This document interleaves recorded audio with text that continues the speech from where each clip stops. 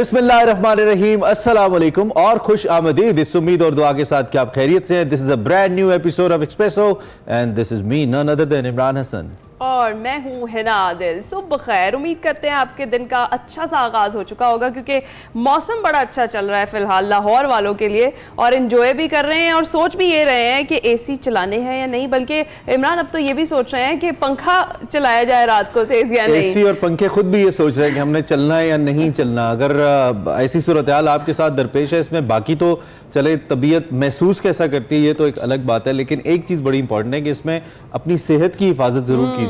ये ठंडे गर्म वाला जो मसला है, बहुत सारे लोग इसमें चेस्ट इन्फेक्शंस का शिकार हो जाते हैं, फीवर का शिकार हो जाते हैं। बच्चों के लिए बड़ा वल्नरेबल होता है ये टाइम, जब समझ नहीं आ रही होती कि इनको पूरे कपड़े पहनाए जाएं या हाफ स्लीव्स पहनाएं, तो बच्चे चूँकि थोड़े वल्नरेबल भी ज़्यादा होते हैं, सो इसलिए एहतियात बहुत ज़रूरी है। लेकिन उसके साथ साथ इस मौसम को मई के अंदर बहुत अच्छे से जीना भी बहुत ज़रूरी है, क्योंकि मई के अंदर ऐसा मौसम नहीं नसीब होता। बिल्कुल ऐसा है, और खासतौर पे अभी लाहौर में ऐसा मौसम नसीब हो रहा है और शायद इस्लामाबाद में, कराची में जो है वो अच्छी खासी गर्मी पड़ने का इम्कान जाहिर किया जा रहा है। महकमा मौसमियात तो यही कह रहा है कि जब दोपहर के बाद गर्द आलूद हवाएं भी चलेंगी और जो बेशतर इलाके वहाँ पर बारिशों का भी इम्कान जाहिर किया जा रहा है, तो अच्छे मौसम को एंजॉय भी करें और जिस तरह इमरान ने कहा है अपना ख्याल भी रखें। इसके साथ साथ एक और भी अच्छी सी अपडेट है, वो सिंध की आवाम के लिए है और वो है खुशखबरी कि बसों की एक नई खेप जो है कराची पोर्ट पहुँच गई है और ये खुशखबरी सुनाई है वज़ीर इत्तलात सिंध शर्जील इनाम मेमन ने सिंध की आवाम को और सिंध रोड ट्रांसपोर्ट की नई बसों के कराची पहुंचने की खुशी में। बिल्कुल 75 साल पाकिस्तान के बनने के बाद पहली दफ़ा सिंध हुकूमत बसेस चलाने जा रही है सिंध के अंदर। जब दुनिया में एयर उबर चल रही है, दुनिया में बड़ी बड़ी एयर टैक्सीज चल रही हैं, नई नई इनोवेशंस आ रही हैं, सबवेज चल रही हैं, मेट्रोज चल रही हैं, मैगलेव्स चल रही हैं, तो सिंध हुकूमत बसें लेकर आई है आपके लिए। आपको बहुत मुबारक हो कराची वालों, कुछ तो मिला, चलें कुछ तो मिला। उनके मुंह में जीरे के बराबर अगरचे की जितनी बसें आपको नजर आ रही हैं, ये इतने बड़े कराची के लिए तो इंतहाई नाकाफ़ी होंगी। कराची का शायद एक मोहल्ला भी कवर ना हो, लेकिन क्या कहना चाहिए, अब जितने महरूम हम रहे हैं, हमसे मुराद कराची वाले, उसमें हमें ये भी पता नहीं क्या जन्नत के बाग नजर आ रहे होंगे इनमें भी। अगर मेमन साहब इस पर खबर सुना है, पूरा ट्रांसपोर्ट सिस्टम चाहिए कराची के अंदर। We appreciate this effort, we appreciate your intention Sindh government कि आप ये चाहते हैं, लेकिन एक सिस्टम बनाइए। बसें खरीद देना और उन्हीं टूटी सड़कों पे चला देना इज़ नॉट अ सोल्यूशन। लोगों के लिए एक कराची जिस तरह का शहर है उस तरह का सिस्टम होना चाहिए। लाहौर एक अच्छी एग्जांपल है आपके सामने, यहाँ की ऑरेंज ट्रेन, यहाँ की मेट्रो बस एक अच्छी एग्जांपल है, फॉलो करने में कोई हर्ज नहीं है। अब तो कोलेशन पार्टनर्स भी हैं आप, तो एक ऐसा सिस्टम हो सकता है। और दूसरा ये है कि अगर ये बसें चल जाए, कामयाबी से चल जाएँ, तो चलें, कुछ लोगों का फ़ायदा तो होगा। बिल्कुल ऐसा ही है। और खेल के मैदान से भी खबर है, वो ये कि जो दौरा आयरलैंड है और इंग्लैंड, उसके लिए कौमी टीम का ऐलान आज मुतवक्के है। कप्तान और सिलेक्टर्स न्यूज़ कॉन्फ्रेंस में खिलाड़ियों के नामों का ऐलान भी कर देंगे। उम्मीद करेंगे कि उन खिलाड़ियों के नामों का ऐलान किया जाए जो जाते ही पहले मैच में अनफिट ना हो जाए। ये कैसी बात करी हैं आप, तमाम हमारे खिलाड़ी अब इतनी ट्रेनिंग के बाद भी अनफिट हो गए हैं। इतनी ट्रेनिंग के बाद हमने अभी कारकर्दगी आप गए, इतनी ट्रेनिंग के बाद ही अनफिट होंगे। उनकी ट्रेनिंग इतनी होगी कि बेचारे अनफिट होना शुरू हो गए, और ये बात दुरुस्त है। खैर जी, नकवी साहब ने, मोहसिन नकवी साहब ने टीम का जो ऐलान है वो 1 मई को करने को कहा था। ताहम वज़ीर आला पंजाब के Nishtar park sports complex Lahore में कायम फील्ड हॉस्पिटल के दौरे और PCB दफातर की बंदिश थी।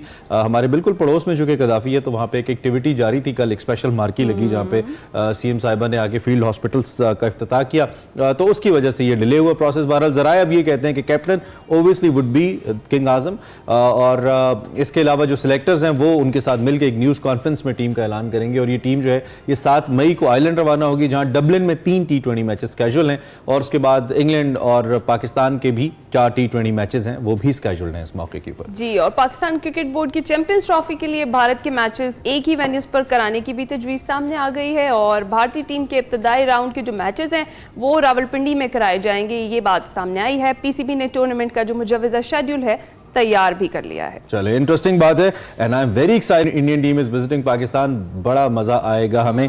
लेकिन पाकिस्तान टीम न्यूजीलैंड की तरह ना खेली तो, न्यूजीलैंड की B टीम से जैसे हम हारे। So what next we have, बड़ी खबर शामिल कर।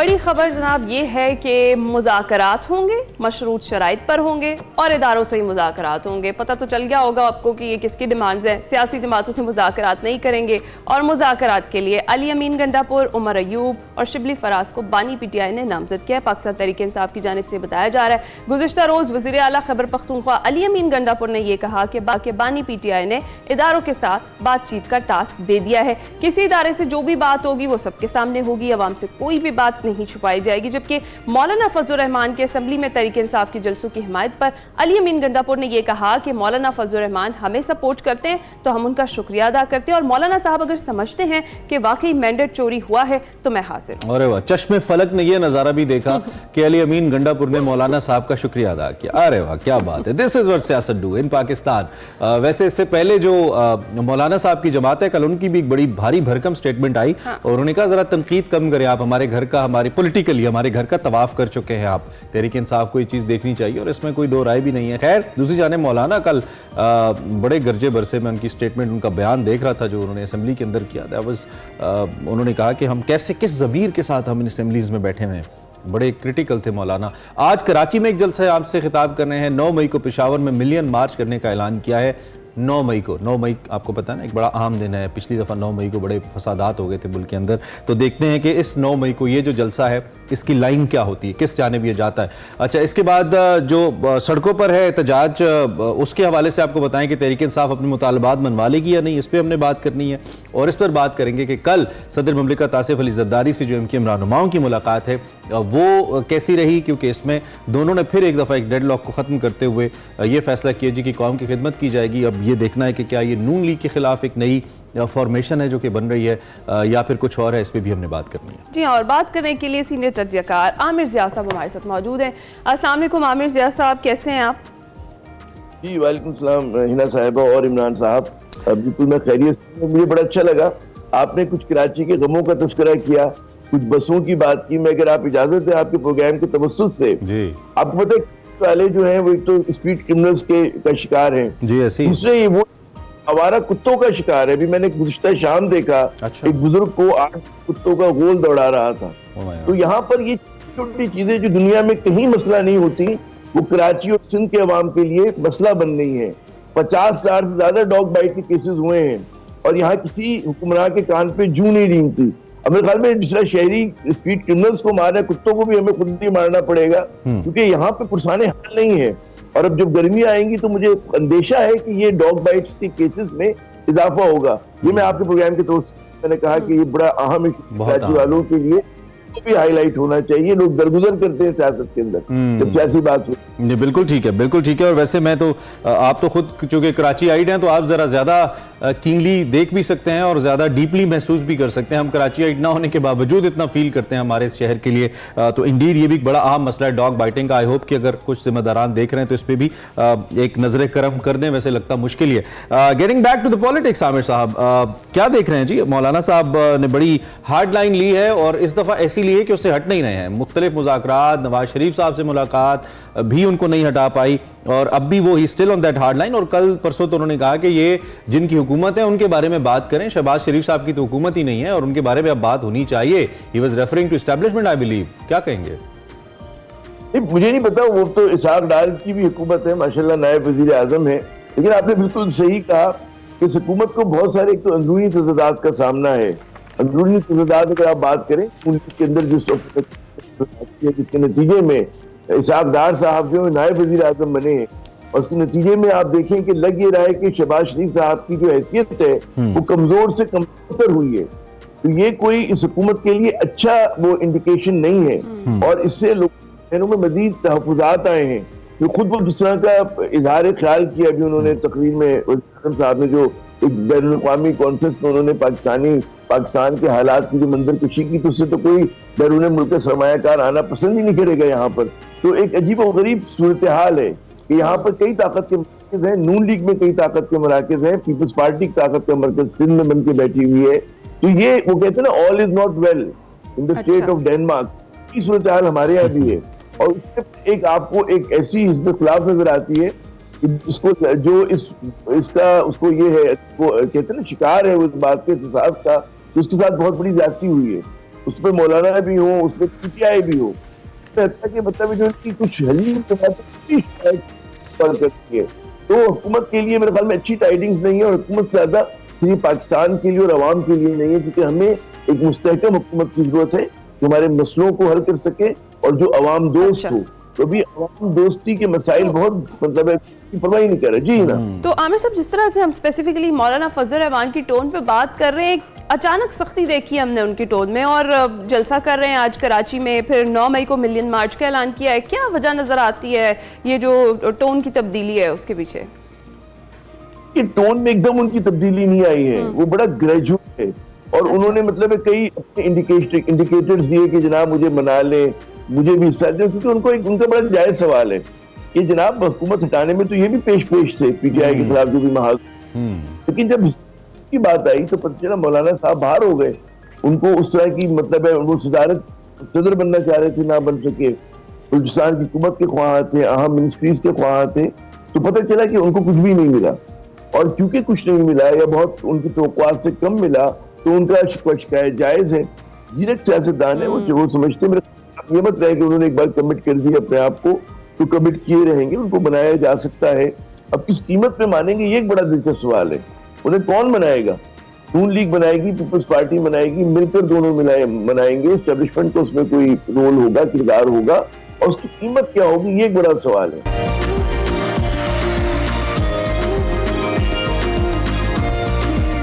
एक्सप्रेसो के दूसरे हिस्से में खुशामदीद। और अब बात करते हैं एक बहुत ही इंपॉर्टेंट जो इशू चल रहा है, इस पर कंटिन्यूसली हम बात कर रहे हैं, कल भी हमने इस पर बात की थी, आज भी बात कर रहे हैं। गंदम की जो रिकॉर्ड पैदावार है उसके बावजूद पंजाब में गंदम का बहरान इस वक्त संगीन है, जारी है। गंदम को लेकर पंजाब हुकूमत और किसानों में जो मामलात हैं वो तय नहीं हो सके। किसानों का पंजाब के बड़े शहरों में एहतजाज अब भी जारी है, और वो ये कह रहे हैं कि अपने मवेशी और गंदम सड़कों पर रखकर वो एहतजाज जारी रखेंगे।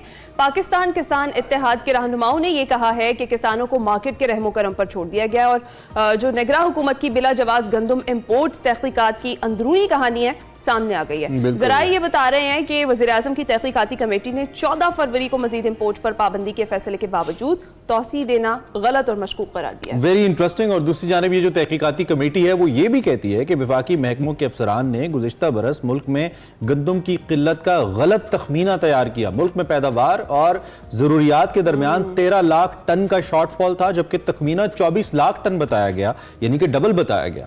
और इस सूरत हाल के ऊपर अपने कल भी एज हिना सेड हमने बात की, आज भी हम करेंगे और करते रहेंगे जब तक ये मामला सेटल नहीं होता। It's very important.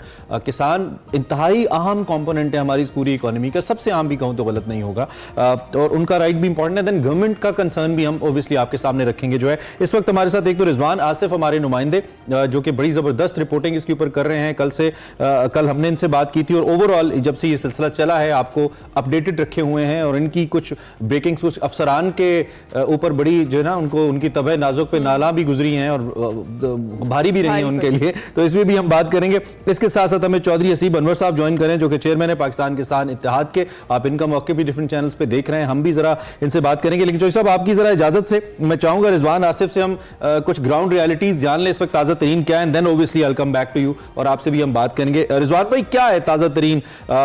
ये मामला संगीन से संगीन तर होता जा रहा है। एक तरफ तो कंफ्यूजन है, लेकिन दूसरी जानिब अब हमें मंतक भी समझ आ रही है कि असल में मसला है कहां पे, ये बात शुरू कहां से हुई, वो शॉर्टफॉल वाला जो मामला था और गलत तखमीने के बाद ये सिलसिला शुरू हुआ। आपके पास क्या है इसके ऊपर लेटेस्ट? जी बिल्कुल, आपने ठीक कहा है कि सारी खराबी जो है वो ब्यूरोक्रेसी की जानिब से शुरू हुई है। लेकिन बात शुरू करने से पहले मैं ये बताता चलूँ कि सिर्फ एक दिन में पंजाब की गंदम मार्केट जो है वो 300 रुपये फी मन नीचे गिर गई है, और कल किसानों को जो है 2700 से लेकर 2800 रुपये फी मन कीमत पे गंदम उनकी बिकी है, जबकि फ्लोर मिल जो है उन्हें 300 रुपये फी मन गंदम सस्ती खरीदी है एक दिन से कबल। तो ये तो थी ओवरऑल मार्केट की सूरत। अब जो आपने बात की है कि हकाइक क्या है और कैसे नहीं है, वज़ीर आज़म ने एक तहकीकाती कमेटी सीनियर जो है अफसर मियाँ मुश्ताक साहब उनकी ज़ेर सबराही में उनकी कायम की थी। उस कमेटी ने 4 रोज़ तक बड़ी तंगोदो से साथ जो है मेहनत के साथ जो है हकाइक इकट्ठे किए हैं। वो हकाइक जो है बड़े यानी तशवीशनाक भी हैं और हैरानकुन भी हैं। उन हकाइक के मुताबिक ये है कि जो पिछले साल गंदम की किल्लत का मुल्क में तखमीना लगाया गया वो बुनियाद ही गलत थी, वो तखमीना ही गलत था। वो तखमीना लगाया गया कि मुल्क में जो पैदावार हुई है और जो मुल्क की सालाना ज़रूरियात है उनके दरमियान 24 लाख टन का शॉर्टफॉल है। अब इस जो तहकीकात में सामने आया कि वो 24 लाख टन का शॉर्टफॉल जो है वो इंसानी खुराक के लिए नहीं था। अच्छा। उसमें 14 लाख टन जो है वो शॉर्टफॉल शामिल किया गया, जो मुर्गियों की ग़िज़ा तैयार करने के लिए पोल्ट्री फीड मिल जो है उनको गंदम चाहिए होती है, जो कि कभी भी इंसानी खुराक की शॉर्टफॉल में शुमार नहीं होता। तो ये बुनियादी गलती थी। उसके बाद से जो तहकीकाती कमेटी को यह भी मिला कि एहसास हुआ है कि जब इंपोर्ट की समरी तैयार हुई और इंपोर्ट की समरी के ऊपर बहुत से वजारतों में बात हुई तो हर जगह पर यह कहा गया कि इंपोर्ट होनी चाहिए। चारों सूबों के चीफ सेक्रेटरी, जिनमें के कुछ मौजूदा चीफ सेक्रेटरीज भी हैं, उन्होंने भी इंपोर्ट की हमायत की थी, लेकिन उसमें यह जरूर कहा गया था कि मुकदार एक तयन कर दिया जाए मुकदार का कि कितनी गंदम इंपोर्ट होनी है। जब यह समरी जो है वफाकी वजारत नेशनल फूड सिक्योरिटी में तैयार हुई, उस वक्त बाद अफसरों ने यह तजवीज़ पेश की कि हमें 15 से 20 लाख टन इंपोर्ट करनी चाहिए, जो कि शॉर्टफॉल है, इससे ऊपर नहीं जाना चाहिए। लेकिन तहकीकाती कमेटी की इंकशाफात के मुताबिक चंद अफसरों ने नो लिमिट जो है इंपोर्ट जारी कर दी। उन्होंने कहा कि हम इंपोर्ट पर कोई हद मुकर्रर नहीं करेंगे। जैसा कि गुज़िश्ता रात साबिक़ वज़ीर आज़म काकड़ साहब ने भी ये बात जो है वो अपने सर जो है सेरा बांधने की कोशिश की है कि हमने तो ओपन मार्केट को मुस्तहकम करने के लिए नो लिमिट जो है इंपोर्ट जो है वो अलाउ की थी और तमाम सूबे इस बात पर मुतफिक थे। अच्छा। अब ये नो लिमिट इंपोर्ट जो है इसके जो नताइज हैं वो सबके सामने आ रहे हैं। किसान जो है वो रुल गया है, बम्पर क्रॉप है, लेकिन उसे कुछ नहीं मिल रहा। और सबसे खौफनाक और तशवीशनाक बात यह है, गुज़िश्ता रोज एक्सप्रेस न्यूज़ ने ये खबर ब्रेक की थी कि एक जानब जब पूरे पंजाब में जो है वो गंदम खरीदारी बहरान जारी है, किसान सड़कों पे हैं, सियासी जमातें जो सड़कों पे हैं, पंजाब असेंबली के बाहर एहतजाज MPs कर रहे हैं, उसी दौरान गुज़िश्ता रोज किमाड़ी बंदरगाह के ऊपर अभी भी एक बहरी जहाज से इंपोर्टेड गंदम जो है वो अनलोड की जा रही थी। और दिलचस्प बात यह है कि वफाकी हुकाम में से अक्सर को इस जहाज का इल्म ही नहीं था। जब हमने ये खबर ब्रेक की तो उसके बाद जो है वाने वज़ीर आज़म और मुतल्लिका वजारतें जो है वो एक्शन में आई और उसके बाद जो प्लांट प्रोटेक्शन डिपार्टमेंट है जो कि इंपोर्ट गंदम इंपोर्ट को डील कर रहा था उसके DG को तब्दील कर दिया गया है, नया DG तैनात कर दिया गया है, जबकि वज़ीर आज़म की हदायत के ऊपर उस जहाज की अनलोडिंग पूरी तौर पर रोक दी गई है। और ये अब ये तहकीकात की जा रही है कि जब 31 मार्च डेडलाइन थी कि कोई भी गंदम से भरा जहाज जो है वो पाकिस्तानी समुद्री हदूद में दाखिल हो सकता है, तो ये जहाज 1 माह की ताखीर से कैसे आया और इसकी गंदम अब कैसे अनलोड हो रही थी। ठीक है, बिल्कुल ठीक है। चौधरी हसीब साहब भी हमारे साथ मौजूद हैं। हसीब अनवर साहब, जिस तरह से अभी बात कर रहे थे रिजवान, तहकीकाती कमेटी के अहम इंकशाफात की जो एक इम्पॉर्टेंट और बड़ा सैड पॉइंट वही है कि नो लिमिट इंपोर्ट जब जारी की गई और उस टाइम, और अब ये कहा जा रहा है कि वो मार्केट मुस्तहकम करने के लिए की गई, नुकसान तो सारा किसान का हुआ इस सारी सिचुएशन में। बिस्मिल्लाहिर्रहमानिर्रहीम। इसमें जो अभी बात की पोल्ट्री फीड और इंसानों की खुराक की, ये गलती नहीं थी, ये जानबूझकर किया गया, ये बदनीयती थी, ये एक तरीका ऐसा बनाया गया कि ज्यादा से ज्यादा गंदम बाहर से मंगवाई जाए और ज्यादा से ज्यादा कमीशन बनाया जाए। आप जुल्म देखें, इस पूरी कौम का 22-24 करोड़ लोगों को जिबा करके उनका खून चूस के IMF से किस्तें ली गई, इतने महंगे और इतनी मुश्किल शराइत पर किस्तें ली गई कि बाहर से डॉलर का इनफ्लो हो जाए और चंद लोगों ने अपने जाती मुफाद के लिए $1 अरब से ज्यादा की गंदम बाहर से मंगवा ली, जिसकी हमें जरूरत ही नहीं थी। क्या उनसे कोई पूछने वाला नहीं है? उन्होंने अपने 80-90 अरब रुपया कमाने के लिए इस मुल्क को 500 अरब रुपए का नुकसान पहुंचा दिया। यहां पर सिर्फ अकेला किसान नहीं लुट रहा, इस तस्वीर के दो रुख हैं। आज 3,900 रुपए मन वाली गंदम 2600-2700 रुपए में बिक रही है। आपने किसान की जेब से 1,000 से लेके 1,200 रुपए फी मन निकाल लिया। अगर आप इसको कलेक्टिवली देखें तो ये तकरीबन कोई 300 से 400 अरब रुपया बनता है। जब यही माफिया ने ये गंदम औने पौने किसानों से लूट ली है तो ये माफिया ये गंदम 3,900 पे नहीं बेचेगा, ये माफिया 4,500-5,000 पे बेचेगा। अगर कोई ये सोच रहा है कि आज किसान के हाथ से गंदम सस्ते दामों बिक रही है तो कल को हमें सस्ता आटा मिलेगा, तो ऐसा नहीं होने जा रहा। पिछले साल का फूड डिपार्टमेंट का रेट ही 4785 रुपए है। इस टाइम दोनों तरीकों से इस कौम का, इस मुल्क का इस्तेसाल हो रहा है। किसान बेचारा सस्ती गंदम बेच के अपने फाइनेंशियल क्रंच के अंदर जा रहा है और यही कौम जब महंगा आटा खरीदेगी तब वो उनका मुआशी कत्लेआम होगा। इस टाइम हालात ये हो चुके हुए हैं कि गंदम की फसल काट कर किसान वो फसल खेतों में लेके बैठा हुआ है, उसके पास ना तो कोई स्टोरेज कैपेसिटी है ना उसके पास होल्डिंग कैपेसिटी है। वो इस इंतजार में बैठा हुआ है कि कोई आए उसे सरकारी बारदाना दे या कोई प्राइवेट कंपनी आके। जो वजीर खुराक पंजाब हैं जो साहब, उन्होंने ये भी कहा है कि इसमें जो नमी का तनासुब है वो ज्यादा है, वो कम होगा तो विल टॉक अबाउट इट, हम खरीद लेंगे। क्या ऐसा कुछ है? ये कौम को एक और ट्रक की बत्ती के पीछे लगाया जा रहा है। वो इजला, वो डिवीजन जैसा Multan division, Bahawalpur division, DG Khan division, यहाँ के तमाम इजला में गंदम कटी को भी 20 दिन से ज्यादा हो गए हैं। तो ऐसा कुछ नहीं। अच्छा, मैं जरा आपकी तरफ आता हूँ। ये जो रिजवान साहब, बड़ा अहम ये नुक्ता है जिसकी जानिब किसान इत्तेहाद की रिप्रेजेंटेशन भी इशारा कर रही है।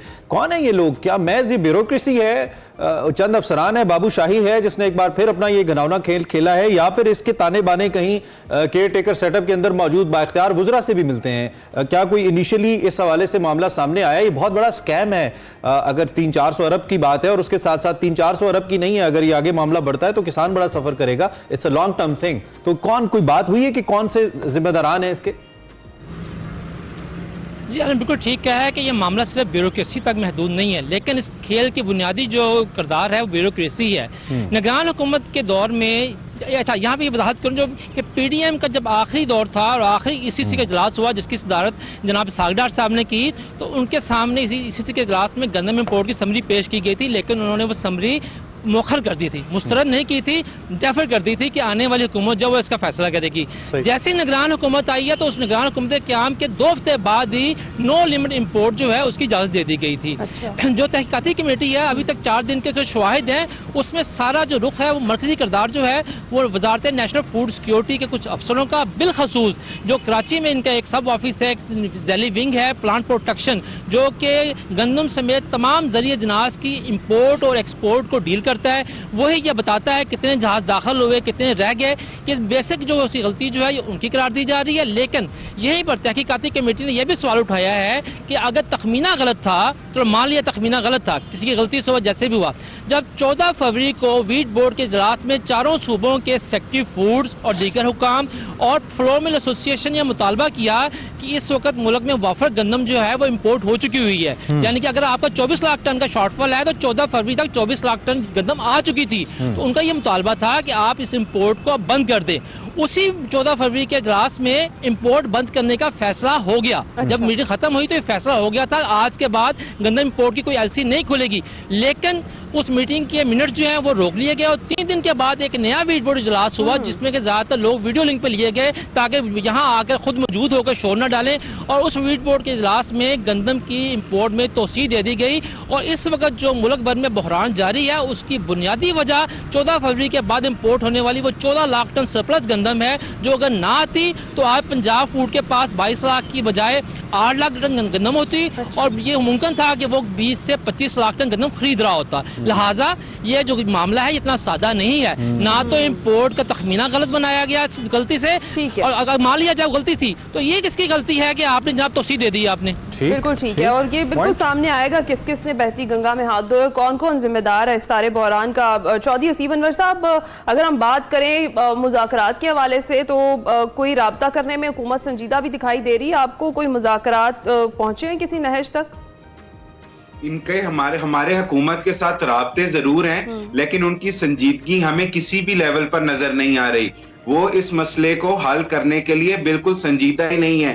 पर हमेशा से पिछले 75 सालों से फूड डिपार्टमेंट मार्केट के अंदर एज अ थर्ड प्लेयर मौजूद रहा है और उसकी मौजूदगी से ये चीज इंश्योर हो जाती थी कि किसान को कम से कम उसकी इमदादी कीमत के करीब करीब पैसे मिल जाते थे। क्योंकि इस दफा फूड डिपार्टमेंट ने एक बोरी भी फूड की नहीं मार्केट के अंदर मेरे पास वक्त कम है। असीब साहब, अगर कोई सोल्यूशन आप सामने रखते हैं, आपके ख्याल में क्या सोल्यूशन है? हुकूमत तो पिछली हुकूमत की गलतियों को ऑन नहीं करना चाहती, ओब्वियसली पैसे भी नहीं है उसके पास, तो आपके ख्याल में क्या हल क्या है इस मसले का अगर कोई सामने रखते हैं? फौरी तौर पर फूड डिपार्टमेंट गंदम की खरीदारी को शुरू करे, मार्केट के अंदर एज अ थर्ड प्लेयर आए, इंटर प्रोविंस जो हमारी गंदम की ट्रेड है उसको ओपन किया जाए, ये देखा जाए कि दुनिया में कहां गंदम सस्ती है, वहां से उधर की मार्केट को टैप करके यहां से गंदम एक्सपोर्ट भी की जा सकती है। हमारी किस्मत में हमेशा इंपोर्ट नहीं लिखा। हम इस गंदम को खेतों में जाया होने की बजाय इसको इंपोर्ट करके, इसको एक्सपोर्ट करके बेहतरीन ज़र मुबादला कमा सकते हैं। हम इसकी वैल्यू एडिशन में जा सकते हैं। हम कहीं आटा भेज सकते हैं, एक्सपोर्ट करके ज़र मुबादला भी कमाया जा सकता है, इस बहरान से भी निकला जा सकता है। बहुत शुक्रिया चौधरी हसीब अनवर साहब, चेयरमैन पाकिस्तान किसान इत्तेहाद, हमारे साथ मौजूद थे। हमारे नुमाइंदे रिजवान आसिफ मौजूद थे। आप बहुत शुक्रिया। बड़ा इंपॉर्टेंट ये इशू है जिस पर हम बात कर रहे हैं, और जिस तरह से अभी हमने कहा कि इस पर बात करते भी रहेंगे। इस बहरान के असल जिम्मेदारान जो हैं उनके नाम भी सामने आने चाहिए। ब्रेक लेते हैं।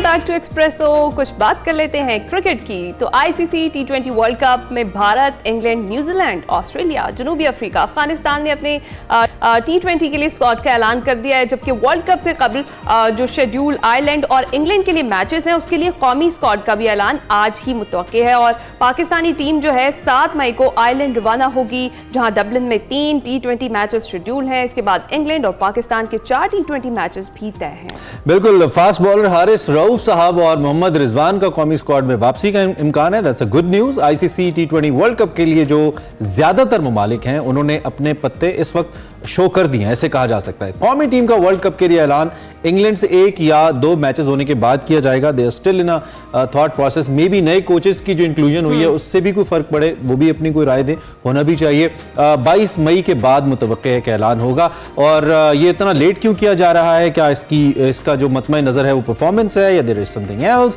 इस पे हमने बात करनी है। और इस सारी सर्जरी के लिए we have just one doctor available with us, and that is Mirza Iqbal Baig साहब, द डॉक्टर ऑफ क्रिकेट। उनसे हम लाइव बात करते हैं। मेरे साथ thank you very much for joining us. कैसी हुई आपकी सुबह? आप कैसे हैं? ठीक ठाक हैं? बहुत बहुत शुक्रिया। सुबह बखैर इमरान, आपको भी और हिना आपको भी। बिल्कुल मैं खैरियत से हूँ, लेकिन वो मुनीर नियाजी का मुझे शेर याद आ गया कि हमेशा देर कर देता हूँ। पाकिस्तान क्रिकेट बोर्ड के लिए वही है। अच्छा, आपको लगता है ये देर इंटेंशनल है या इसके पीछे क्या लॉजिक क्या है? आपको क्या लगता है मेरे साथ? मजबूरन ये देर हो रही है, क्योंकि उसकी वजह ये कि पाकिस्तान के कई प्लेयर जो है वो फिटनेस प्रॉब्लम्स का शिकार हैं। चाहे वो मोहम्मद रिजवान हो, आजम खान हो, इरफान नियाजी हो, हारिस रऊफ हो, बेशुमार क्रिकेटर्स। और माशाल्लाह जो ट्रेनिंग करके आए ना, उस ट्रेनिंग के बाद भी अब इनके अंचर पंक्चर ढीले हो चुके हैं। और इनको दोबारा से फुल्ली फिट होने के लिए इनको जो है वो बहुत सारी चीजें करना पड़ेंगी, ठीक है ना। तो इस वजह से ये मुश्किल है। लेकिन आज सुनने में आ रहा है कि आज टीम का ऐलान होगा। और पहले कहा गया था कि नकवी साहब कराची आए थे, उन्होंने कहा कल होगा, लेकिन विमेन टीम का ऐलान हुआ। विमेन की परफॉर्मेंस भी आपके सामने, इतना पैसा खर्च कर रहे हैं पाकिस्तान क्रिकेट बोर्ड, और चाय पीने अपनी गाड़ी में निकल जाती हैं, एक्सीडेंट हो जाता है। और फिर उसके बाद पाकिस्तान क्रिकेट बोर्ड ने सख्त नोटिस लिया है विमेन क्रिकेटर्स की तरह निकलने का, और एक विमेन के लिए सिक्योरिटी ऑफिसर भी रखा गया है। अच्छा। ताकि इन पर चेक रखा जाए, ज्यादा लगाए ना कि हाँ बहुत ज्यादा हो गई है। तो इसी वजह से आपको नदीम अफजल चंद याद आ जाते हैं। चले, और आप क्या सवाल क्या करेंगे? अच्छा, सवाल आप क्या करेंगे इमरान? अच्छा मिर्जा साहब, जिस तरह से अगर हम देखें आयरलैंड के बाद जो इंग्लैंड टूर हमारी टीम का एक तगड़ा टेस्ट होने वाला है अहेड ऑफ वर्ल्ड कप, तो हम किस हद तक प्रिपेयर्ड हैं, क्या समझते हैं आप? देखिए, इंग्लैंड की टीम जो है उसने बड़ी अच्छी परफॉर्मेंस दी है। डिफेंडिंग चैंपियन है, पाकिस्तान को फाइनल में हराया उसने 2022 के टी20 वर्ल्ड कप में। और खास बात यह कि इंग्लैंड के बेशतर खिलाड़ी इस वक्त आईपीएल में हिस्सा ले रहे हैं। और England and Wales cricket board ने यह स्ट्रेटेजी अपनाई है कि कोई भी खिलाड़ी किसी की भी टीम में हिस्सा ले रहा हो, अगर उसकी टीम प्लेऑफ के लिए क्वालिफाई करती है तो उसको वापस आना होगा। यानी कि ये तमाम क्रिकेटर्स पाकिस्तान के खिलाफ टी20 सीरीज से पहले वतन वापस पहुंच जाएंगे और इंग्लैंड की नुमाइंदगी करेंगे। अच्छा। तो इंग्लैंड जो है वो बेहतरीन तरीके से अपनी तैयारी कर रहे हैं। उनके देखें ना प्लेयर सारे, सैम करन जो है पंजाब किंग्स की कप्तानी कर रहे हैं, बेशुमार क्रिकेटर, जॉस बटलर हैं, उसके अलावा उनके जो बैट्समैन जॉनी बेस्टो हैं, बहुत सारे लोग हैं। तो वो सारे के सारे वापस चले जाएंगे। तो अब मुझे लग रहा है कि टफ सीरीज होगी पाकिस्तान वर्सेस इंग्लैंड। लेकिन लास्ट जो वर्ल्ड कप था वो तो एक नाइटमेयर था इंग्लैंड के लिए। आई मीन इतनी बुरी परफॉर्मेंस शायद हमने तो कभी नहीं देखी थी उनकी। बड़ी परेशान कुन रही थी। तो आपके ख्याल में कुछ सरप्राइज पैकेज हो सकता है? अब 50 ओवर्स का वर्ल्ड कप जो था वो नाइटमेयर था इमरान। T20 वर्ल्ड कप में तो they won the T20 world cup ना, वो जॉर्ज बटलर की कप्तानी में। 50 ओवर उनके लिए नाइटमेयर था, तो इसीलिए अब उनके प्लेयर जो है ना, उन्होंने अपनी टीम को बिल्कुल यकजा किया है। स्पिनर्स, उनका कॉम्बिनेशन, जोफ्रा आर्चर जिसका ताल्लुक जमैका से, यूसेन बोल्ट के मुल्क से, वो वापस आ गया है, वो भी बहुत तेज है। 2019 के वर्ल्ड कप में उसने इंग्लैंड को 50 ओवर्स का चैंपियन बनवाने में बड़ा वाइटल रोल प्ले किया था। तो उनकी टीम बड़ी बैलेंस्ड है और मुझे लग रहा है कि पाकिस्तान को टफ टाइम देगा। और पाकिस्तानी प्लेयर्स के जहन में ये बात भी गर्दिश कर रही होगी कि हम वर्ल्ड कप स्क्वाड का हिस्सा होंगे या नहीं होंगे। एक जहनी दबाव भी होगा और परफॉर्मेंस देने की कोशिश करेंगे, वरना बाकी टीम में, जिस तरह आपने शुरू में इंट्रो में कहा, बाकी टीमें अपने खिलाड़ियों का ऐलान कर चुकी है। हम ही लोग हैं जो हमेशा देर कर देते हैं, हमेशा देर कर देता हूं मैं। अच्छा, ये जो सेल्फ डिसिप्लिन है, ये तो एक प्लेयर की अपनी जिम्मेदारी होती है ना, वो खुद पे तवज्जो देता है, खुद को फिट रखता है, अपनी जो प्लेइंग या लिविंग लाइफ है इन द क्रिकेट और एनी स्पोर्ट्स, उसको ज्यादा लंबा लेके चलता है। लेकिन हमारे प्लेयर्स में ये चीज, इसकी कमी नजर आती है। क्या ये भी बोर्ड की जिम्मेदारी है कि वो प्लेयर्स को फिट भी रखे और फिट भी रखवाए? What you have to eat, what you have to do, what should be your schedule? इसमें अब जिम्मेदारी किसकी है? इसको किसी न किसी को जिम्मेदार तो ठहराना चाहिए, बिकॉज ये सबसे बड़ा मसला बन गया है हमारे क्रिकेट के अंदर, फिटनेस। ये आपने बड़ा वैलिड क्वेश्चन रेज किया इमरान। इसमें जिम्मेदारी खिलाड़ी की भी है, क्रिकेट बोर्ड के साथ साथ, कि वो अपनी फिटनेस पर किस तरीके से काम करता है। लेकिन बेशतर खिलाड़ी चूंकि through out the year cricket खेल रहे होते हैं, अभी थोड़ा सा गैप आया, वरना ज्यादातर तो खिलाड़ी बिजी होते हैं इंटरनेशनल क्रिकेट लीग्स में, जिसकी वजह से उनकी बॉडी सस्टेन नहीं कर पाती वो प्रेशर को। तो ये खिलाड़ी पर अपने आप पर डिपेंड करता है कि वो किस तरीके से परफॉर्म करता है। तो मिर्जा साहब, what you think, New Zealand series जो रिसेंट थी हमारी, हमें कोई हेल्प मिली है टू एस्टेब्लिश टीम कॉम्बिनेशन?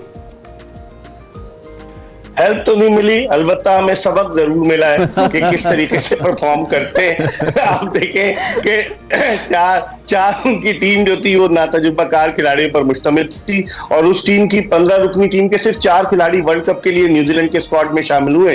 बकिया उनके 11 पुराने खिलाड़ी वापस आ गए। उनके यहाँ जो आए थे कप्तान Michael Bracewell, mark Chapman, Jimmy Neesham और इश सोडी, ये 4 खिलाड़ी जो वर्ल्ड कप स्क्वाड में, बाकी सब नए आए। तो हमारे लिए सबक ही था कि किस तरीके से हम अपने होम क्राउड के सामने, होम ग्राउंड पर कैसा परफॉर्म कर रहे हैं। तो हमें अपनी खामियों को, गलतियों को, और वो जो कहा जाता है ना इमरान के 7 से 15 ओवर्स के दरमियान का जो फेज होता है, जो हमारे बैट्समैन बड़े स्लो हो जाते हैं। दुनिया कहां से कहां, हमारा जो स्ट्राइक रेट है 7 से 15 ओवर के दरमियान 7.3 का है, जबकि ऑस्ट्रेलिया 8 या 9 का है, और हम अफगानिस्तान हमसे सिर्फ नीचे है, बाकी सारी टीमें हमसे ऊपर है। तो will have to concentrate on that कि हम अपना स्ट्राइक रेट कैसे बढ़ाएं। ये सबसे बड़ा मसला तो सब बहनों के कि भाई बाबर भाई उनका भी है ना, कि वो स्ट्राइक रेट आखिर में 3-4 स्ट्राइक करके वो अपना स्ट्राइक रेट थोड़ा बेहतर तो कर जाते हैं, लेकिन वो पहले टीम सफर कर रही होती है उससे। बाबर का ये प्रॉब्लम तो बहरहाल है। और दूसरी जानिब अब जब हम प्लेयर्स के ऐलानात की बात कर रहे हैं, तो आप कोई सरप्राइज पैकेज भी देखते हैं, जो कि कॉम्बिनेशन की बात है ना, नहीं की, मुझे लगता है न्यूजीलैंड को अच्छे कॉम्बिनेशन बना के दे दी हमने कि उनके पास नई क्या ऑप्शंस है। तो आप चैंपियंस ट्रॉफी को देखते हुए आप कॉम्बिनेशंस को कैसे देख रहे हैं? देखिए, अब ये तो फिलहाल T20 पे कंसंट्रेट कर रहे हैं। चैंपियंस ट्रॉफी तो अगले बरस है, वो 50 ओवर्स का फॉर्मेट है। तो अब इस T20 फॉर्मेट के लिए क्या कॉम्बिनेशन बनाते हैं, हमारे पास कोई अगर आ रहा है तो अभी कंफर्म नहीं हुआ है इमरान। आपको भी पता है इलेक्शन हो रहे हैं, और 2014 से जब से नरेंद्र मोदी जो है भारत के वजीर आजम बने, इंतहा पसंदी की पॉलिसी उन्होंने अपनाई है, क्रिकेट नहीं हो रही। तो अभी आप कुछ कह नहीं सकते, क्योंकि आईसीसी का इवेंट है, आईसीसी भारत पे प्रेशर डाल सकता है कि आपको जाना पड़ेगा, लेकिन still they haven't confirmed it yet. और जो वहां के मीडिया में खबरें आ रही हैं, उससे तो यही तासुर बनता है कि भारत रिलेक्टेंट है। तो अब देखें क्या होता है। दूसरी तरफ आपने कहा ना कि सब बहनों का एक ही भाई, तो उसका स्ट्राइक रेट कम होता है, तो बाकी बहनें वहां बैठी हुई दिल में कोस रही होती हैं कि हमारी बारी कब आएगी, हम जाकर कब रन बनाएंगे। ये भी आप ध्यान में रखें। ये तो हम जब बचपन में खेलते थे, तो एक प्लेयर जब जाता था, हम कहते थे कब आउट होगा यार, हमें बैटिंग ये तो ऐसी सूरत हाल है। अच्छा, मोहसिन नकवी साहब के लिए इन दी एंड, और हमारे नए कोचेस के लिए कुछ मुश्किल फैसले हैं क्या? कुछ ऐसे प्लेयर्स हैं जो कि आपको लगता है कि they would not be able to make it to the world cup? कुछ ऐसे, जिस तरह अब आमिर जमाल की बात हो रही है, ऑलराउंडर, आई डोंट थिंक सो।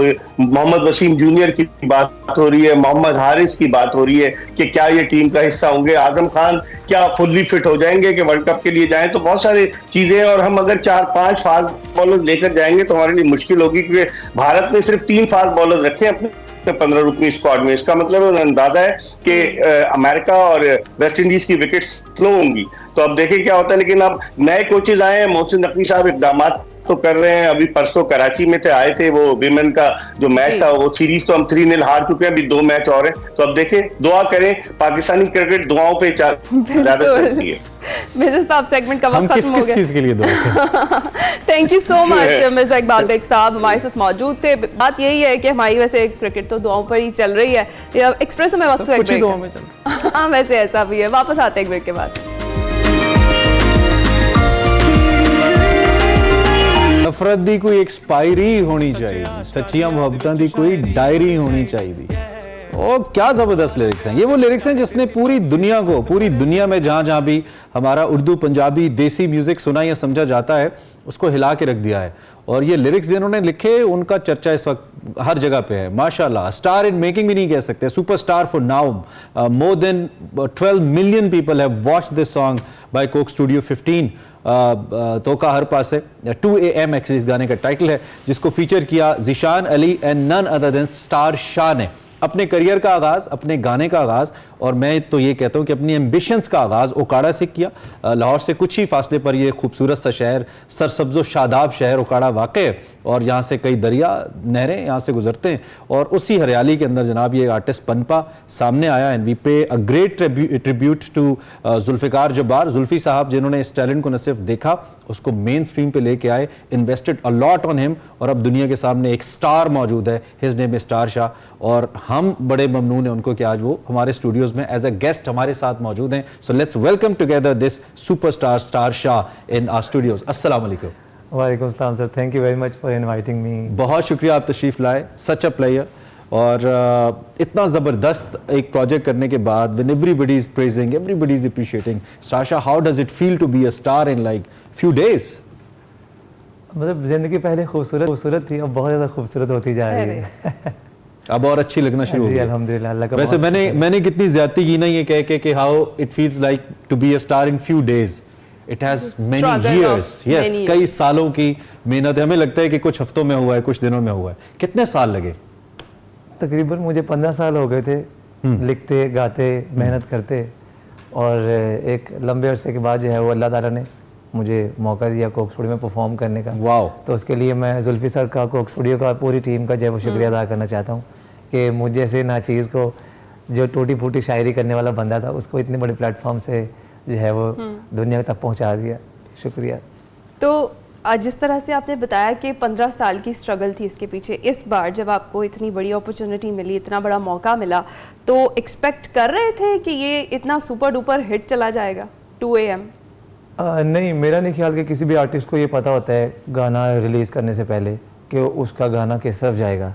अब इसमें जितना भी क्रेडिट जा रहा है वो आप लोगों को, और जितने भी लिसनर्स हैं, व्यूअर्स हैं, उनको जा रहा है कि वो इस गाने को प्यार करें और वो कहीं ना कहीं पे हमारे इस गाने के साथ रिलेट कर रहे हैं। तो मकसद यही होता है किसी भी रियल आर्टिस्ट का कि वो जो भी काम कर रहे हैं ना, वो कनेक्ट करे लोगों के साथ। If our work is connecting with the people, with the mass, तो ये हमारे लिए इससे अच्छी खुशी की बात क्या होगी। एक लाइन ने तो लोगों को गिरा दिया है कि वादे कर किसी होर दे नाल किसी होर नाल निभा रहे ने। आई होप मैं सही बोल रहा हूँ। वादे कर किसी होर दे नाल, हाँ, होर किसी नाल निभा रहे और ने। किसी नाल निभा रहे ने, कित्थों आया है? बड़ी, इट्स वेरी डीप।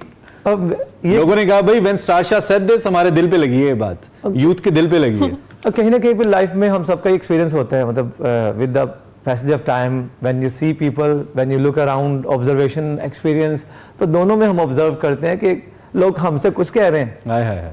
और जो है ना वही जुमले किसी और को भी कह रहे हैं। अच्छा साशा, होता ये है कि जब आपका एक अपना, your song is like your baby, आपको बड़ा प्यारा लगता है, आप बड़ा प्यार करते हैं अपनी कोई भी चीज जो आप क्रिएट करते हैं, योर पीस ऑफ आर्ट। तो जब आपको प्रोड्यूसर ये कहता है कि going to share this with you know एक और आर्टिस्ट भी इसमें फीचर कर रहे हैं, थोड़ी सी इनसिक्योरिटी भी होती है कि यार मेरा गाना है, मैं सोलो होता, मेरी सोलो प्रोजेक्शन होती, क्योंकि उस टाइम आपको पता नहीं होता ना कि क्या चीज़ बन रही है। तो उस टाइम कोई इनसिक्योरिटी थी? जुल्फी साहब से जब बात हुई, जब उन्होंने कहा कि Zeeshan is going to be, Zeeshan is a very good singer, तो आपको क्या डिस्कशन थी उस वक्त, वो हम जानना चाहते हैं। देखिए, मैं अगर जहाँ तक गौर करूँ आपके इस जुमले पे, तो मेरा जहन फ़ौरन से दुनिया बनने पे जाता है कि आदम भी अकेले ही थे। तो हम उनकी औलाद हैं और चलती आ रही है चीज़ें। ये सारा कुछ जो हमारे इर्द गिर्द बना है वो हमारे लिए तो बना है। अल्लाह ने सोसाइटी, ये जो लोग बनाए हैं या मुआशरा बनाया है, वो हमारे लिए बनाया है। तो मुआशरे की खूबसूरती यही है कि मिलजुल कर रहा जाए। ठीक। और जिशान भाई के मेरे गाने में आना बल्कि मेरे लिए ज्यादा खुशी का बात बड़ा हो था। गया गाना, और बड़ा हो गया। हाँ, जब जुल्फी सर ने मुझे बताया कि ये पोइट्री है और ये आर्टिस्ट है यार, ये भी तुम्हारे साथ इस गाने में फीचर करेगा, तो वो बल्कि मुझे अपना पार्ट जो है वो भूल गया। वाह। और जिशान भाई की एक लाइन मुझे याद है ना, वाज फीलिंग दोज लाइंस, एक एक जुमले को, कि चाहत आले मार नहीं सकते, चाहत ऐसी प्यारी है, वाह वाह वाह, मतलब और मोहब्बत की होती है। लाइक तो ये सारे जो जुमले हैं, अब मुझे अपने पार्ट से ज्यादा उनका पार्ट ज्यादा प्यारा लगता है, and I am happy for him. और मेरे लिए ये बड़ी खुशनसीबी की बात है कि जिशान भाई जैसा आर्टिस्ट, हाँ, ही इज वेरी, वो मैं उनके साथ काम कर रहा हूँ, मुझे मौका मिल रहा है, मेरे लिए ब्लेसिंग थी। बेहतरीन बेहतरीन। जिस तरह से आपने कहा कि एक लंबी स्ट्रगल जो है वो करनी पड़ती है, आपको परसिस्टेंट भी रहना बड़ा ज़रूरी होता है, बहुत सारा ऐसा टैलेंट वेस्ट भी हो जाता है, अच्छा प्लेटफॉर्म नहीं मिलता। क्या कहेंगे, पाकिस्तान में ऐसे प्लेटफॉर्म्स जो हैं वो न्यू टैलेंट को मिलने चाहिए ताकि जो जितना भी नया टैलेंट है वो उभर कर सामने आए? जी बिल्कुल, ऐसा होना चाहिए। जितने भी आर्टिस्ट हैं पाकिस्तान में, स्पेशली यंग लड़के और लड़कियां जो मेहनत और स्ट्रगल कर रहे हैं, मैं उनसे ये कहना चाहूँगा कभी भी हिम्मत नहीं हारे। आपके पास जो रिसोर्सेज हैं उनको यूज़ करें। और मेरे पास रिसोर्स क्या था, मेरा फ़ोन था, सोशल मीडिया। हाँ, मेरा फ़ोन था, मतलब मेरे पास ऑडियो के पैसे नहीं थे, वीडियो के पैसे नहीं थे, बट मैं अपनी स्टोरी शायरी जो है वो फ़ोन के जरिए इंटरनेट पर डाल पता लगा कि फ़ोन भी किसी और का था जिससे हाँ, शूट हुआ। वो क्या किस्सा है, सुना है ना? वो जिनकी जाहिर सी बात है कि मुझे कभी फ़ोन का शौक भी नहीं रहा। अच्छा, तो अच्छे फोन, अगर लोगों को शौक होता ना कि चंगे चंगे फोन लेके तस्वीरें खींचनी है, वीडियो बनानी है, तो मुझे कभी भी शौक नहीं रहा, अभी भी नहीं है। ठीक। तो मेरे जो स्टूडेंट्स है, I was a teacher and I am a teacher. ठीक है। तो जो मेरी अकेडमी में मेरे पास बच्चे पढ़ने आते थे ਤੇ ਉਹਨਾਂ ਵਿੱਚ ਇੱਕ ਸੇ ਇੱਕਦਮ ਮੈਂ ਫੋਨ ਲੈਂਦਾ ਸੀ। एक बच्चे ਨੂੰ म्यूजिक ਤੇ साउंड पे बैठा देता थी जो कि YouTube से बीट ली होती थी। ठीक है। एक बच्चा जो है वो लाइट पकड़ के खड़ा होता था, और एक बच्चा जो है वो डिफरेंट वॉल्स में, अगर आप गाने के अंदर देखें, इस गाने के अंदर भी देखें, तो वो जो पीछे ग्राफिटी कह लें या आर्ट वर्क कह लें, वो भी बच्चों ने किया होता था। तो इस तरह मेरे स्टूडेंट्स के साथ मिलकर जो है मैं ये काम करता था। तो कटिंग लॉन्ग स्टोरी शॉर्ट ये है कि यंगस्टर्स के लिए मैसेज है कि काम सोशल मीडिया पर डालते रहे, because social media is very much vital and और आपने ये 2018 में ये पोइट्री लिखी? हाँ जी, हाँ जी, हाँ और अब जाके उसको जी। अच्छा, वैसे यूजुअली हम देखते हैं कि एक उस्ताद का किरदार रहता है बच्चों की उनको प्रमोट करने में या इस तरह से, तो आपके साथ तो आपके स्टूडेंट्स ने बहुत ज्यादा ये उल्टा पार्टिसिपेट किया है। हाँ, बस ऐसे ही वो तो that is the answer of that question also कि जिशान गाने में आया तो कैसा लगा। तो ये कोलैबोरेशन है, वो चाहे मेरे कमरे में हो, वो चाहे कोक स्टूडियो के सेट पे हो, या तो जिंदगी की खूबसूरती जो है वो इसी में है कि हम मिलजुल कर काम करें और जेलस ना हो, जले नहीं एक दूसरे से। अब जब मुझे अच्छा लगता है जब कोई जिशान भाई के गाना शेयर करता है और मुझे मेंशन करता है कि और मोहब्बत किंदी हो, तो मैं उसको पूरे दिल के साथ अपनी स्टोरी पे लगाता हूँ कि मुझे खुशी हो रही है कि यार मेरा भाई है, मेरा पाकिस्तानी बहन भाई है। आप उस आर्ट की रिस्पेक्ट एग्जैक्टली, इसमें कोई शक नहीं। ऐसा भी होता होगा क्योंकि रैप आर्टिस्ट को तो लोग आर्टिस्ट ही नहीं समझते यूजुअली ना, जब वो लिख रहा होता है या वो गा रहा होता है, लोग कहते हैं की करना है यार। मतलब आपको लोग ऐसे कहते थे, हंसते थे, ताने देते थे, या कुछ दोस्त कहते थे छाड़ दे यार कोई और काम कर ले, इस तरह होता? हाँ जी, मतलब there are lot of incidents जो हुए जिंदगी में माजी में। तो मेरी पूरे हाथ जोड़ के पूरे पाकिस्तान को रिक्वेस्ट भी है कि भाई अगर कोई बंदा मेहनत कर रहा है, please for God sake just support him. Ethics बहुत जरूरी है। मतलब मुझे बहुत सारे लोगों ने डिसरिस्पेक्ट किया, डिसऑन किया, पसंद नापसंद कर सकते हैं, उसे डिसरिस्पेक्ट हाँ, वो कम से कम आप जो है ना हौसला अफजाई अगर नहीं कर सकते तो यार बुरा डिस्करेज भी ना करें। तो मेरे साथ ऐसे हुआ, बहुत सारे लोगों ने कहा कि क्या कर रहे हो, मतलब कुछ लोगों ने कहा कि तुम पागल हो, तो कुछ लोगों ने कहा ये तो दीवाना है। तो मैंने उस्ताद की लाइन सुनी हुई थी कि मैं दीवाना मेरे मुंह ना लगो, तो आप अपना काम करते रहे दीवानों की तरह। यार आपके बारे में दुनिया जो बोल रही है उनको बोलने दें, क्योंकि दुनिया है, लोग है, लोग तो बोलेंगे। मतलब मिलियन लोग हैं तो बिलियन मुंह होंगे, बिलियन ट्रिलियन बातें होंगी। तो ये चलता कुछ और जो अच्छा लिखा है आपके दिल के करीब, वो 2 लाइनें अगर आप हमें कुछ सुनाएं, अगर आप release and released, anything that you like, up to you. Okay, जो आपके दिल के बड़ा करीब हो, जो दैट यू लाइक। मतलब मैंने एक चीज लिखी थी कि ना उम्मीदी नू मैं दे दी है डाइवोर्स, पर उम्मीद मेरे नाल with the high force. Okay, जाना उत्ते जाना अपने दम ते, ताइयों 24 घंटे रहंदा मुंडा काम ते। वाओ, स्कूल दी किताबां रटे ही सिखांदियां ने, ठोकर खा के ही ते सोहणे अकलां आंदियां ने। वाह वाह, बिना चले फासले नहीं तय हुंदे, चल यारा तेनू मंजिलां बुलांदियां ने। वाह वाह, रब दे कारखाने च कोई चीज निकम्मी नहीं, भाई करी जा मेहनत, तेरे च किसी चीज दी कमी नहीं। वाह वाह वाह, ब्यूटीफुल, वेरी पॉजिटिव, वेरी बहुत पॉजिटिव। खूबसूरत। अच्छा, जिस तरह से अभी हम बात कर रहे थे, आपने लोगों की तो बात की कि जितने मुंह होते हैं उतनी बातें भी होती हैं, इग्नोर करना चाहिए। फैमिली सपोर्ट का बताएं कि घर में घर से आपको सपोर्ट थी या घर वाले भी कहते थे कि यार इलेक्ट्रिकल इंजीनियर हो, अपना काम करो, ये किस चक्कर में पड़ गए? मतलब I just love my father. ये मेरे अब्बू की दुआएं हैं, आज वो जहाँ कहीं भी है मुझे कामयाबी जो मेरी है मुझे मिल रही है, जो प्यार मिल रहा है, ये सारा उनको डेडिकेट करता हूँ मैं, उनकी दुआएं। मतलब मैं जो है ना एक सैयद फैमिली से बिलोंग करता हूँ और मेरे जो दादा परदादा है वो पीर फकीर है। तो शहर में एक नाम था जो है ना लोग प्यार करते थे एज ए प्रिविलेज फैमिली। तो मैं था एक बच्चा जो 180 पे चल पड़ा ना, उस तरफ चल पड़ा, गाने बजाने की तरफ। तो मुझे बहुत ज़्यादा ऑपोजिशन फेस करनी पड़ी। इवन माई फैमिली, मेरे जो रिश्तेदार थे, मेरे जो शहर के लोग थे, तो और बहुत सारे लोगों ने तो मेरे अब्बू को भी कहा कि यार हाजी साहब ਤੁਹਾਡਾ ਮੁੰਡਾ ਕਿਹੜੇ ਪਾਸੇ टोर पे है। तो एक इंसिडेंट भी इसके साथ रिलेटेड है। तो बहरहाल अपोजिशन बहुत हुई फैमिली में भी और कुछ लोगों ने कट ऑफ कर दिया। लेकिन मैं आपको बताऊं, शायद आप अगर उस पीर फकीर लाइन पे चले जाते ना, या इवन तबलीग साइड पे भी चले जाते, वो भी बड़ा प्रेस्टिजियस काम है और बड़ा एजाज का काम है जो लोग करते हैं। लेकिन the message this song is giving, ये मैसेज मैं आपको लिटरली बता रहा हूँ, हम म्यूजिक सुनते भी हैं, आर्टिस्ट से मिलते भी हैं, इंटरव्यूज भी करते, इतना स्ट्रॉन्ग मैसेज किसी गाने के थ्रू शायद कभी पॉसिबल हुआ है। एक जुल्फी भाई ने बोल हू क्रिएट किया था इससे पहले, और देन ये इतना स्ट्रॉन्ग मैसेज है कि नेचर की तरफ के इंसान जब दुनिया में आया तो मोहब्बत के सिवा लाया क्या था साथ, इस तरह के मैसेजेस एंड देन जो यार बहुत स्ट्रॉन्ग मैसेज है और इट लिटरली लोगों को लेके जाता है उस तरफ, कनेक्ट करता है to the spiritualism, to the love and purity. तो मेरे ख्याल में बहुत स्ट्रॉन्ग मैसेज। अभी कल ही मेरा इंटरव्यू चल रहा था, मतलब एक जगह पे इंडिया में इंटरव्यू हो रहा था। तो द होस्ट वाज सेइंग कि I used to listen your song for meditation. ऐसी है, I was just crying while listening to you, my god. मैंने कहा मैम माफी दे दें, मैं इतना नहीं हूँ काबिल। तो वो तो कहने के कि बस ये शायद कहीं ना कहीं पे आपके ये जुमले ये उन लोगों को मेरी तरफ से जवाब है कि भाई आप जज ना करें किसी बंदे को। ठीक, बिल्कुल ठीक। हमें बताया जा रहा है कि आप पंजाबी से बड़ा आपका शगफ है, बड़ी मोहब्बत है और पंजाबी के लिए बड़ा काम भी करते हैं टू प्रमोट पंजाबी। इसकी क्या बुनियादी वजह है? वो काड़ा का जो जमीन है, मिट्टी है, वो ज्यादा कनेक्ट करती है या वैसे ही दिल के बड़े करीब है? What's the logic behind? नहीं देखें, मतलब कहने की है कि सिंपल सी बात है। मेरा जो मुल्क है बहुत खूबसूरत है, लोग बहुत ज़्यादा लोग बहुत ज़्यादा खूबसूरत हैं, सबको खूबसूरत सोच का मालिक नहीं कह सकता मैं, नेगेटिविटी होती है। लेकिन अगर मैं I am inspired by other provinces, जैसे मैंने पठानों को देखा, they own their language and they own their culture, फख्र महसूस करते हैं। उन भाइयों को सलाम। सिंधी लोगों को मैंने देखा, तो मैं यूनिवर्सिटी में जब पढ़ रहा था तो मैं देख रहा था बलोची, जो यूनिवर्सिटी के हमारी यूनिवर्सिटी में जो बलोची स्टूडेंट्स है, इमरान भाई वो ना खुली शलवार है। तो मैं देख रहा हूँ यार कल्चर को लेकर, यार अपने कल्चर में इतने रिप्रेजेंट कर रहे हैं। बिल्कुल ठीक। तो I am purely motivated by the surrounding. तो और फिर मैं इंडियन पंजाबी मूवीज और वहाँ के सिंगर्स को बहुत ज़्यादा सुनता हूँ। I am totally inspired by them, बड़े बड़े नाम है वहाँ से। तो फिर मेरे अंदर ये चीज़ आई जब मैंने म्यूजिक को एज ए प्रोफेशन चूज कर लिया था। तो मैंने कहा यार ये तो हर बंदा अपने ऊपर प्राउड फील कर रहा है, तो यार मैनू नहीं प्राउड फील होना चाहिए कि मैं पंजाबी हाँ, मैं उकाड़े तो हाँ, लाइक। तो जो कोई भी अपने आप को छोटा महसूस नहीं कर रहा, जो वो है करना भी नहीं चाहिए। Then why should I? Why not? I am proud of myself. मैं पंजाबी हूं तो फख्र है मैनू। ठीक है। अच्छा, जाते जाते हम चाहेंगे कि स्टार शाह हमें कुछ सुनाए, कुछ भी जो Why not 2 AM? हाँ, why not 2 AM? Why not 2 AM? जी जरूर। तो खा हर पासे लव च चोर रख देने बुलियां ते झूठे हासे, हाय धोखा हर पासे दिलों विच चोर रख देने बुलियां ते झूठे हासे।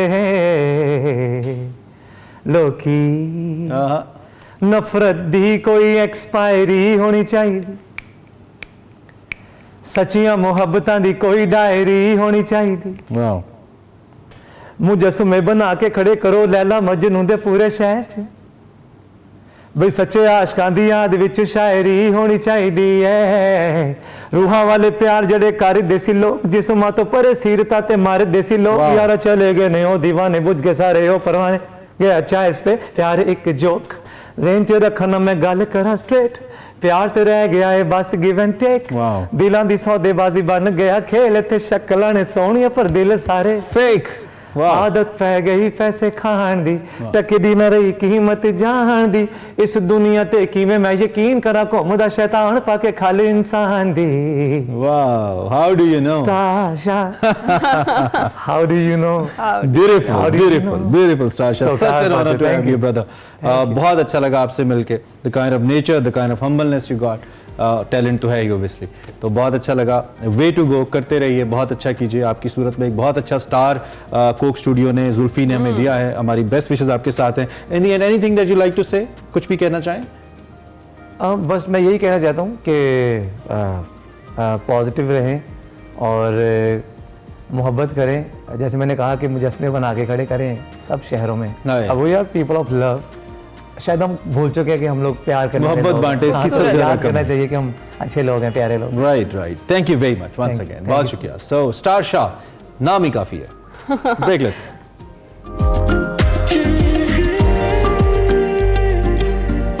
Back to Expresso. जाते जाते हमारे कौमी खेल का जिक्र कर लेते हैं। अजलान शाह हॉकी टूर्नामेंट में शिरकत के लिए जो हमारी कौमी टीम है मलेशिया चली गई है। टूर्नामेंट का आगाज 4 मई से मलेशियन शहर एपो में होगा। पाकिस्तानी टीम जो है इफ्तिताही रोज मेजबान मलेशिया के खिलाफ मैदान में उतरेगी। अजलान शाह टूर्नामेंट के बारे में अगर बात करें, काफी कदीम टूर्नामेंट है। पोलैंड वर्ल्ड लीग क्वालिफायर की तैयारियों में पाकिस्तान को मदद देगा। पाकिस्तान की हॉकी जो कि काफी अरसे से जवाल पजीर है, रिकवर नहीं कर पा रही है बहुत सारी तब्दीलियों के बावजूद, उसको कितना हेल्प आउट करेगा अजलान शाह के अंदर पाकिस्तान का खेलना, ये देखना होगा। वी होप एंड प्रे कि पाकिस्तान की टीम बहुत अच्छा परफॉर्म करे और अपनी जो पुरानी रौनकें और रानाइयां हैं हॉकी के अंदर, हम उसको वापस लेके आएँ। इसके ऊपर फिल वक्त काम तो जारी है, लेकिन रिजल्ट का इंतजार है हमें। हमारी बेस्ट विशेस बहरहाल इस टीम के साथ हैं। इसके साथ ही प्रोग्राम अपने इख्तिताम को पहुंचा है ना? जी हाँ, प्रोग्राम बस करें, बंद करें दुकान। अब हम अल्लाह हाफिज करेंगे। कल फिर से आपसे मुलाकात इंशाल्लाह। करेंगे। ख्याल रखिएगा, फीडबैक दीजिएगा। अल्लाह हाफिज। ठीक है।